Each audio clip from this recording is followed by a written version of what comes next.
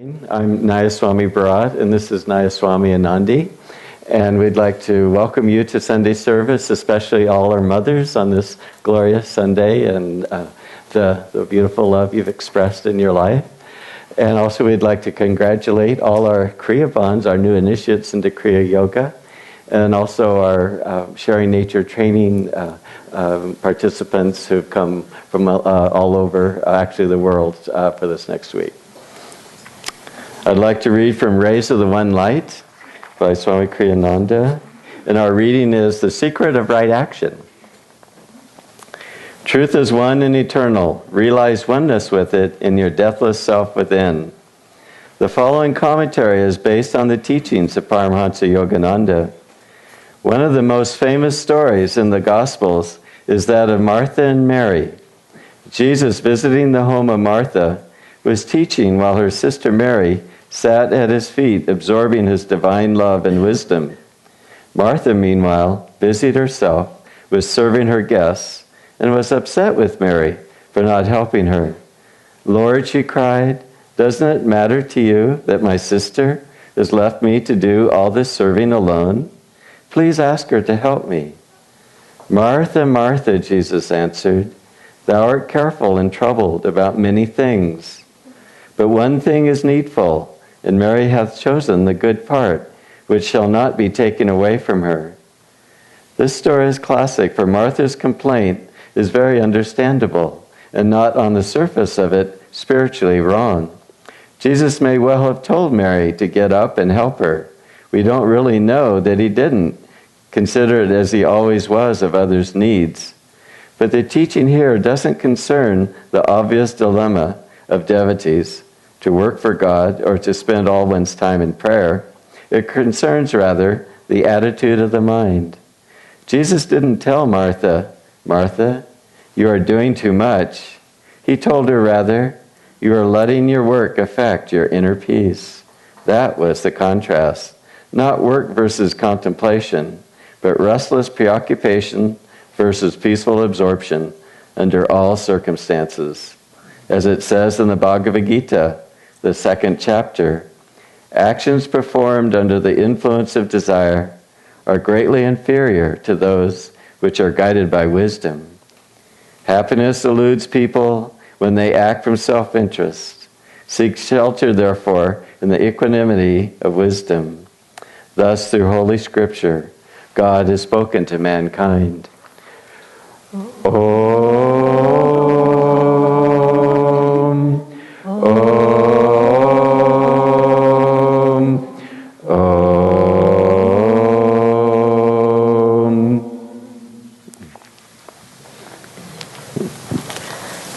Well, good morning and happy Mother's Day also.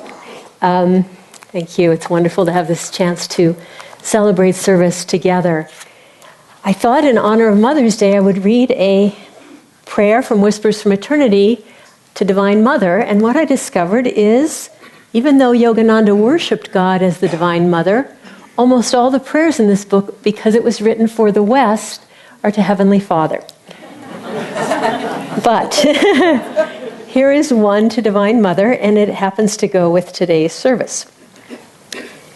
O Divine Mother, the bee of my mind is ever engrossed in thy lotus feet of blue light. It drinks the honey of thy motherly love. This bee will drink no other honey, but that which is graced by thy perfume sweetness. I have been thy busy bee. I have soared through the fields of many incarnations, breathing the airs of countless experiences. I will roam now no more. Thy fragrance has quenched at last the perfume thirst of my soul.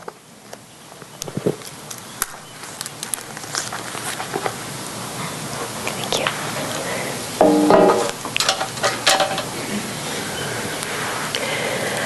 Well, I'm sure everyone listening to today's service knows that a few weeks ago, Swami Kriyananda, our teacher and the founder of Ananda, left his body.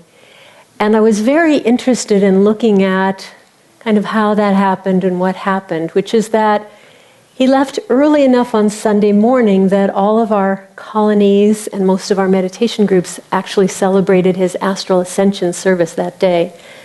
And the next Sunday after that, the service topic was, how high should we aspire? Appropriate. And the next week's service topic was, perfection lies in self-transcendence. These are all such beautiful messages of Swami's life. And then today's service, the secret of right action, kind of pulls it all together, because Swami's life, as Yogananda told him, was to be one of intense activity and meditation. And those of us who are his spiritual children, our lives are also lives of intense activity and meditation. And so I don't know how you feel, but whenever the reading of Mary and Martha comes around, it's always a sort of okay, how well are you doing this? I think the most important line in this is what he says, are you caught up in restless preoccupation or in peaceful absorption in everything you do? It's a beautiful, beautiful reminder that what we're supposed to do. And Swami was such an incredible example of that, because he was enormously productive, staggeringly so, and yet always still at his center. Whenever I saw him, that's what struck me all the time. He was completely still. For many years, I actually worked with the new members, and we would review together Swami leading the energization exercises. So exercises, kind of by definition, involve movement. And yet, as I watched that video, and he was doing them perfectly, but as I watched the video, I was going, he's not moving. There's something about him that is totally still. And that's because it came from his spine. And in his spine, there were no little vrittis, as we talked about at the fire ceremony, no impulses. I have to do this. I must do this. I have to write this book. I have to write this song. It was all stillness at his core. And that's what expressed through everything that he did. There was a woman here who's no longer here. She's not the only one who could have said this to him, but she was very busy and stressed out. And Swami said something to her about her busyness. And she said, well, look at you, Swami. You're so busy. You do so many things. You're always working. You're always working. And he said, yes, but I never let anything disturb my inner peace. No matter what work, no matter what other people needed him to do, he never let it disturb his inner peace. I had a very memorable experience of this inner peace. This happened about 30 years ago, and I really remember it vividly. We were having a satsang in the Crystal Hermitage Dome, and at that time the dome was much smaller because it was broken up into parts, and so the community was kind of crowding into what is now about a third of the size of the dome. And I had sat right in front of Swami, a couple of feet away, but as more people kept crowding in, he kept saying, everyone come in closer, so that we can let the people at the back come in. And so by the time everyone got in, I was sitting right next to Swami. I don't think I was touching him, but I was very, very close. I would be touching him within a few millimeters. And so he was giving a satsang. The room was filled with I don't know how many dozens of people, and we started with a prayer, a chant, and a meditation. Well, that meditation, he went from the chant to total and complete stillness. I couldn't breathe. It was so still. I actually don't think that a deeper level of stillness is possible. I think it was absolute. It was that powerful. And so I had two things going on. And one was I couldn't breathe. I wasn't really prepared to be breathless at that moment. And now I in that stillness, really, I felt like breath was not the right thing. And so I was trying to catch my breath quietly. But also I was completely in awe of that stillness that was just He was just in it instantly. And that just pervaded every single thing that he did. So I wanted to talk about this reading a little bit because I don't think I'm the only one who is challenged by restless preoccupation versus this perpetual peaceful absorption. And so what is it that trips us up? And I think the first thing is obvious and profound. It's the sense that I'm the doer. It's up to me. I've got all this stuff to do. How can I do it? It's all me. It's all me. And I have to get it done. And so it adds this tension, it adds this busyness, and it adds this energy at our core, trying to move outward. And I just recently heard a beautiful talk. We have something here called Treasures Against Time, which is monthly talks by Swami Kriyananda. And one just came out, I believe it was from about 1973, very early on. And the title of the talk was Losing not preoccupation, but self-importance, losing self-importance, which was a kind of a keynote of Swami's life. And in it he told a beautiful story about a friend of his who was in India. And this man had some business to conduct at a government office. And so India is very, very big on bureaucracy, and there are many, many government offices. And so this friend of Swami's was wandering through all the corridors and came to some dusty back office. And there was a man who worked there, and this man was required to fill out some forms and affix his signature and so on. And so the man did the little busy work that was required while the friend waited. And then he said this man came and presented the paper to him. And this man's eyes were so calm and so radiant. He said this man looked like a king on his throne. And he just said to him, "Who is your guru?" And the man said, "I'll take you to him." And he did. But what this man would do is he would get on the trolley in the morning. He would go breathless in meditation. His trolley stop would come. He would start breathing again, get off, go to work, and then all through the day, he maintained this sense of God absorption. Now, what's interesting about that story is that for a lot of us, our lives are a lot more demanding. I don't know how many people made their way to his dusty office through that day. Maybe not very many, and he had a long time to be in stillness and quietness, and a lot of us are doing things that are much more demanding. And yet what I've found is that story just brings you back to the right proportion. What are we doing? We're trying to be absorbed in God. And okay, so now we're at the computer or whatever. Now we're talking to people, but still the goal is to be absorbed.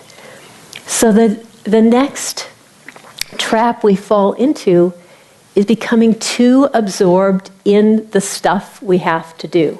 Oh, I got this done today, and I got that done today. Oh, it feels good to cross that off my list and cross that off my list. And we're just in the doing, not in the feeling. And that is a big, big trap for us, to just be so caught. And I was remembering this week, earlier this week, it just seemed like there was just this incredible flurry of messages and things to do and intercommunications between people. And it was like every time I looked at the computer, things were multiplying. And it reminded me of a story in the path, and it really, really made me chuckle, because there's a story that Swami was told by one of Yogananda's women disciples. And she said that she was in the kitchen with Master, and he was cooking an Indian meal. And so she thought, well, here I am, I'll just clean up after him so that, we'll keep the place clean, and when he's done, it'll be practically done. And so as he chopped and sautéed and whatever, she would just take the pan from him that he was finished, or the bowl or the knife that he had just finished using, and she would just wash it up. Well, she noticed that the more she worked, he seemed to be getting messier and messier, and like he was just, stuff was spilling, and he was using more and more pans and bowls and knives and spoons, and she thought, I don't think I've ever seen messier cooking in my life. And she's just trying to keep up with him, and then she finally thought, you know what, this is impossible. I think I'll just sit here quietly and be with him, and when he's done, I'll just attack this thing. And she noticed that he smiled just a little bit. And then he stopped being so messy. And he was just trying to teach her the difference between restless preoccupation and service. One time Swami said, and it's sort of haunted me a little bit, he said, you know, I don't want them to put on my tombstone, he paid his bills. You know, I don't mean that he wasn't going to pay his bills, but you know what I mean. It's just like, okay, he got that done, and he got that done, and he got that done, and that's such a temptation for us, isn't it? More and more things to get done, but just to try to feel like, how can I stay in the present? How can I stay in God's presence and do this? There was a famous, not a famous, but a great yogi that our Swami met. And someone asked this yogi, Swami Narayan, what is the purpose of life? And he answered very simply, life is to close out all of our accounts and not to open any new ones. So we don't have to, it's not a matter of how did people love what we did? Was it popular? Does everyone agree? Whatever it is, did I do enough this day? But rather, did I keep the right attitude and do it to the very best of my energy? Not what came back, but what went into it. Was it the very highest and best that I could do? And if that's the truth, then I've closed that account, and that's the most important thing. So the more we can do, the better. Swami said we should feel very happy to work hard for God, to feel like, oh, good, I can do more, I can serve more, but never with the sense of, I have to, I must, the world needs me to get all these things done. But rather, if I'm moving with this energy, there's a flow to it.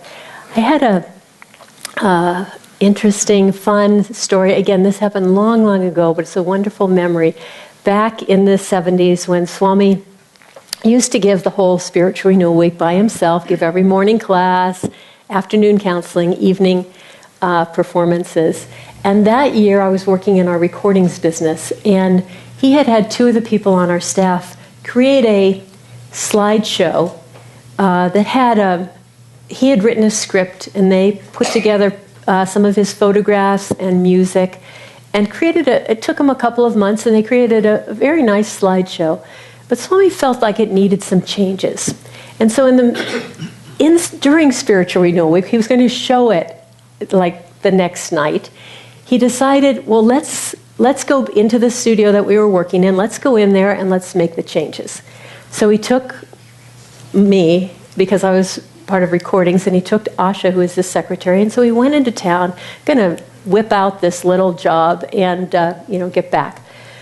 Well, when he started to pick up the job, he realized there's a lot of parts of this. When you have things that flow together like music and words and slides, and you sort of have to take it apart and start all over again. And so not very long into our time there in town, he realized that this is a huge job. This is much bigger than I thought it was, and we have about 24 hours to do it. And so, but what was really interesting was there was no change in his manner, just in the level of energy. I was just thinking it was like riding a very, very fancy, fast car, and you're just driving at 60 miles an hour, and you just step on the gas, and the car, without a rattle or a shake, just instantly puts out more energy, smoothly and evenly. And that's what he did. He started to get into that flow. Just as happy, just as even-minded, nothing had shifted except the level of energy had amped up. And at one point, he gave me the script to go upstairs and retype. And I'm not that fast of a typist. And I'm also I make a lot of mistakes when I type. I took this script and I went upstairs, and it was like being in his, it's called the slipstream, the wake of his energy. And I sat down, there weren't computers in those days, I sat down at the electric typewriter, and it was fascinating. My fingers were just going boo, and there were no mistakes. You know, I know this is not a great miracle in terms of, you know, people's lives being saved or, you know, whatever. But I knew what it was. I knew I was not the doer. I knew that there was an energy flowing through, and I thought that's the energy that he lives on. That's the energy that's flowing through him all the time, and I got to experience just a little bit of it. So what can we do to correct some of these things we fall into? And one of them is to keep our minds talking to God, singing to God as much as we can when we go into work, when we go into whatever it is that we're doing. Be in conversation with God. Be talking to Him about what you have to do, and that you're counting on Him to do it through you. And be singing to Him, and be trying to keep your energy with that love, with that self-offering. So singing and talking to Him, stopping momentarily from time to time, and just recenter yourself with your breath. You can inhale, I am. Exhale, He, I am that. Really reconnect with that center. And something that I've been really enjoying doing lately, and found it amazingly helpful, is to just ask that the Guru go before me.